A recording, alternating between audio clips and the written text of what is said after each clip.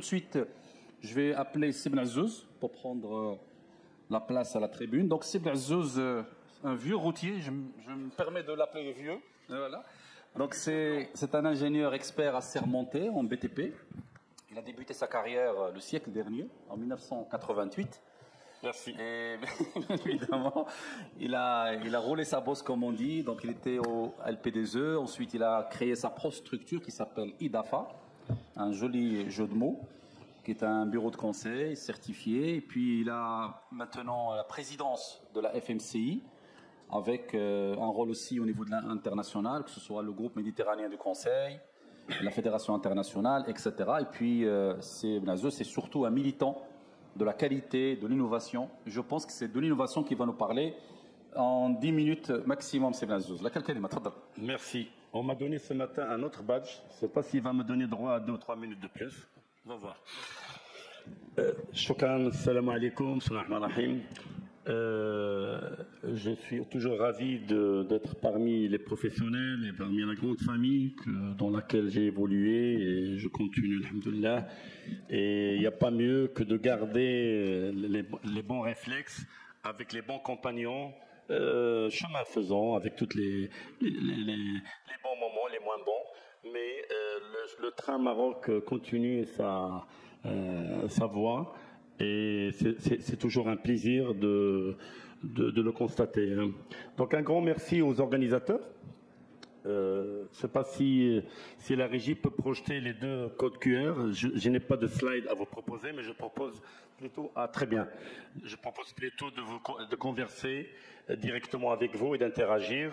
Et pour ceux qui ne connaissent pas ou qui voudraient actualiser leur connaissance sur les activités de la FMCI, vous avez les deux codes QR. Le jaune, c'est celui qui présente la FMCI en une dizaine de minutes. De manière générale, ses rôles aussi bien institutionnels qu'opérationnels.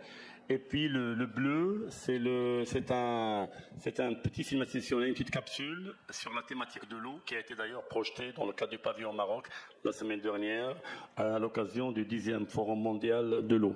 Donc pour ne pas être trop long à présenter la FMCI, donc j'ai préféré procéder ainsi. Toujours est-il, je rappelle que la FMCI est fondée donc depuis 1976, effectivement le siècle dernier, pour représenter donc le secteur du conseil de l'ingénierie opérant dans les 4 phases de la chaîne de valeur de tout projet d'investissement, y compris les projets BTP, parce qu'on opère aussi dans l'industrie, dans l'énergie et dans l'agriculture et autres.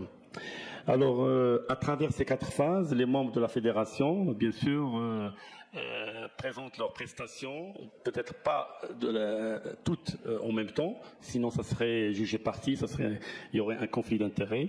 Mais bien sûr, nous avons les bureaux d'études proprement dit, les bureaux de conseil qui font de l'assistance technique en phase planification programmation, les bureaux de suivi en PC et autres, et puis les bureaux d'évaluation, les certificateurs et autres. Alors, une autre particularité de notre fédération, c'est qu'elle regroupe, elle mérite bien son adjectif fédération, c'est de fédérer, parce que elle regroupe aussi bien des entités semi-publiques que des entités privées. Donc, nous comptons parmi nous aussi bien des entités comme CID et LP2E, le futur laboratoire de référence, que des entités adossées à de grandes organisations comme GESA à l'OCP et Novec à la CDG. Et bien sûr, bien d'autres entités privées de grandes, moyennes et petites tailles. Alors petite, mais avec un impact peut-être souvent important sur l'optimisation des projets et leur bon atterrissage, puisque mon ami Fikat parlait tout à l'heure d'attacher vos ceintures. Moi, je vais essayer de vous donner quelques recettes pour assurer un bon atterrissage au-delà de 2030, parce que ce qui est important, c'est sûr que le Maroc, pays de mobilisation comme il est connu, on l'a vu d'ailleurs au niveau de la pandémie COV22, Covid. Covid-19. Alors là, avec les COP, ça devient, on est arrivé à COP 28 maintenant. Et puis, bon, un lapsus de taille, hein, mais il n'est pas gratuit. Et puis, il y a aussi la mobilisation pour le House, pour le malheureux événement de House. Et donc, on a démontré au monde entier que nous sommes un pays de mobilisation. Et croyez-moi, quand on va à l'étranger, les Marocains sont bien estimés, sans aucune complaisance. Au-delà, bien sûr, de Hakimi, Ziyech et autres, qui ont d'ailleurs donné un coup de pouce énorme au pays, mais il y a aussi ces prouesses de gouvernance et surtout d'ouverture au monde, mais une ouverture qui n'est pas béate, donc une ouverture qui est bien réfléchie, qui est bien intelligente et qui donc fait justement coopérer avec le reste du monde en étant un pays donc bien accueillant au sens propre et figuré. Alors bien sûr par rapport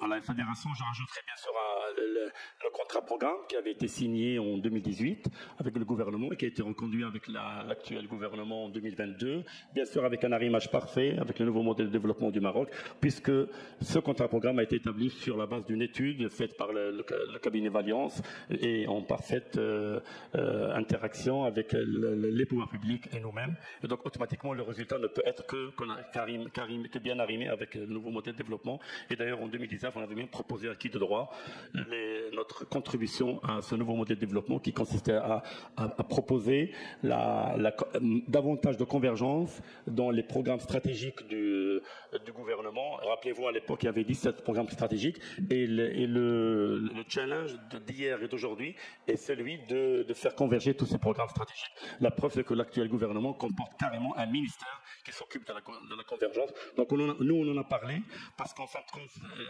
la légitimité de cette contribution vient du fait que, comme nous balayons les différentes phases du projet, comme nous avons des interfaces avec tout le monde, donc nous sommes peut-être les mieux placés pour contribuer à cela, aussi modestement que soit-il. Alors, la vision 2030, en 2 mots, je ne serai pas très long. C'est bien. Donc, comment réussir l'horizon 2030 j'ai dit tout à l'heure, nous sommes un pays de mobilisation. On y arrivera, Inch'Allah. Il n'y a pas de souci. Hein. Maintenant, comment assurer un bon atterrissage, puis un envol irréversible vers le progrès et l'excellence. Parce que vous n'êtes pas sans savoir que certains pays, après l'organisation de la Coupe du Monde, ont vu leur économie en banqueroute. Mexique et autres. Et puis il y a d'autres pays qui ont vu leur sort crescendo, l'Espagne et d'autres. Donc c'est sûr qu'avec la clairvoyance du souverain et aussi l'ingéniosité des Marocains, surtout cette neuf positive, je crois qu'on y arrivera. Hein. On y arrivera et on sera parmi le deuxième groupe qui, après la Coupe du Monde, il va s'envoler parce que la Coupe du Monde n'est pas une finalité en soi, mais c'est surtout peut-être un catalyseur, un stimulateur qui va. Et nous aussi, quand on est acculé, excusez-moi le terme, quand on est pressé, on arrive à faire sortir les. Alors pour les professionnels, pour que je sois très compréhensible, vous savez, un concasseur, quand il est bien rempli, il vous fait sortir des cailloux de très bonne forme. Hein.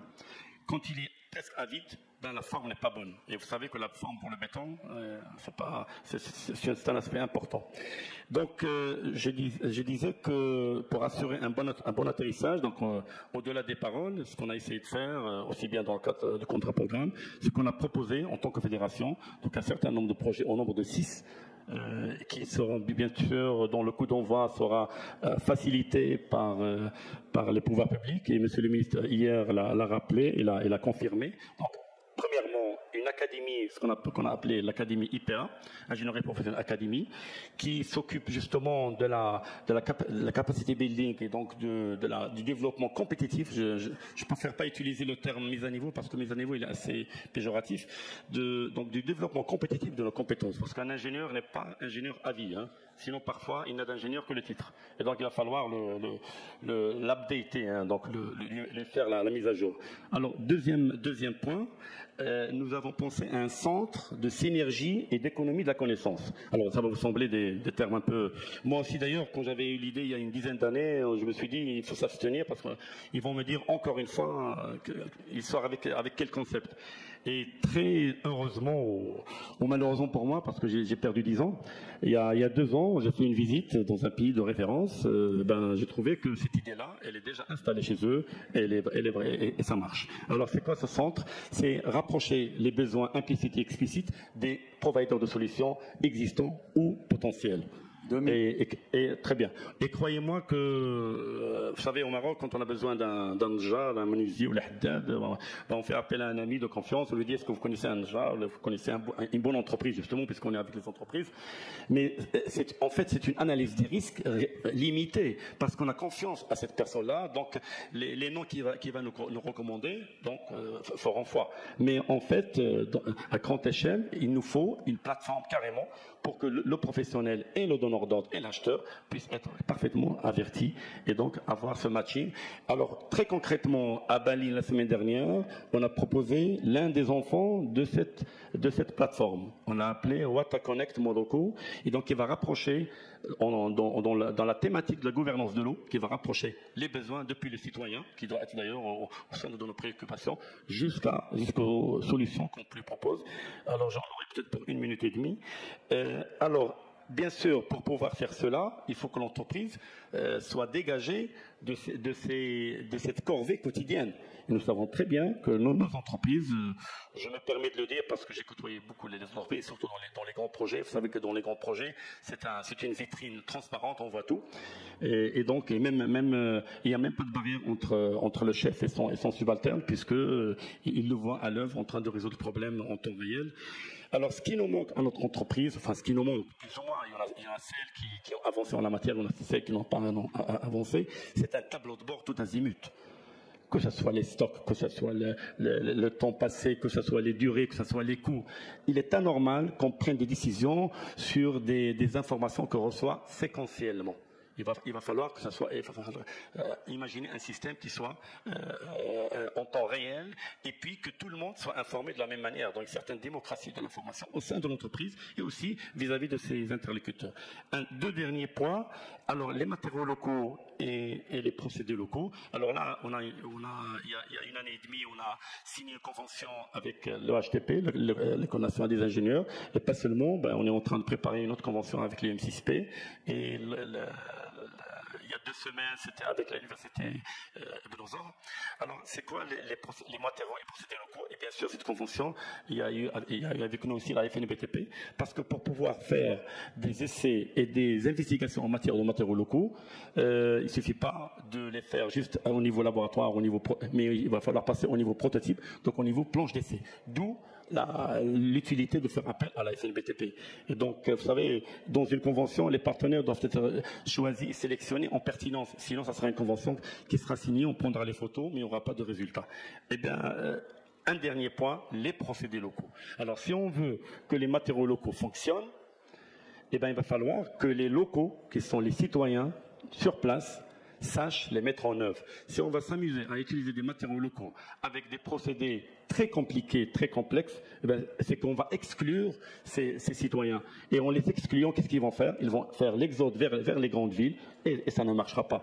Et d'ailleurs, c'est à l'image parlons des matériaux locaux, pour le malheureux événement de l'Haouz, il ne s'agit pas justement de construire avec une bâtisse, certes, solide, qui fera face au séisme, mais il s'agit aussi de construire une bâtisse où il fait bien d'y vivre. Parce que sinon, ce citoyen, s'il a trop froid ou s'il a trop chaud, il va partir. Et donc, il ne s'agit pas de construire et de faire ce qu'on appelle un clay washing. Hein. C'est comme un greenwashing. Hein. Donc, badigeonner la bâtisse avec de l'argile et dire que c'est authentique. Et donc, je terminerai, si c'est clair, vous avez été très indulgent avec moi. C'est le 5e dernier point. Voilà. Alors, un dernier point qui intéresse nos amis, c'est l'export. Alors, moi, je parle plutôt d'échanges. Et nous avons ici avec nous des amis qui viennent de loin, que je remercie d'ailleurs pour avoir fait le déplacement. Et même nos amis hier, d'ailleurs, les Saoudiens, vous l'avez remarqué, et ils nous ont ouvert la main pour aller chez eux aussi. Et donc, ça c'est vraiment l'échange. Hein. Donc, dans le mot export, c'est un point de départ et un point d'arrivée. Dans le mot échange, donc il y a une parallélité. Alors, pour cela, dans le monde entier, l'ingénierie a été la tête de pont pour introduire le savoir-faire d'un pays, eh ben, on ne fera pas l'exception. Et donc, on est en train de voir avec le ministère. Auparavant, il y avait un budget pour justement financer des études générales et des études de positionnement auprès des grands donneurs d'ordre étrangers, pour pouvoir justement favoriser à travers à travers tout ce qui est cahier de charges et tout ce qui est prescription. Donc, le savoir-faire marocain, bien sûr, l'entreprise marocaine, le fournisseur marocain. Merci. Et je vous remercie. Merci beaucoup. Merci.